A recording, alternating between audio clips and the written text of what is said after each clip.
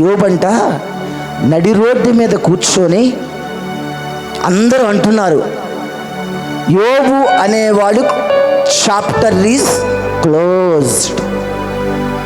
ఇక యోబు అయిపోయాడు. యోబు అనేవాడు కనపడ్డాక అంతలా గడ్డలు వస్తే, అంతలా జ్వరం వస్తే, అంతలా రోగం వస్తే, అంత శ్రమ వస్తే, అన్నీ పోతే ఇంకేమొస్తుంది యోబుకి?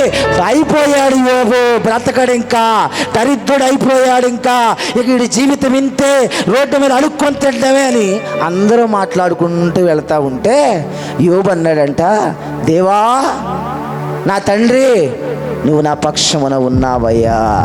యోబుని దేవుడు అంటున్నాడు, యోబు నిన్ను నేను విడవలేదు.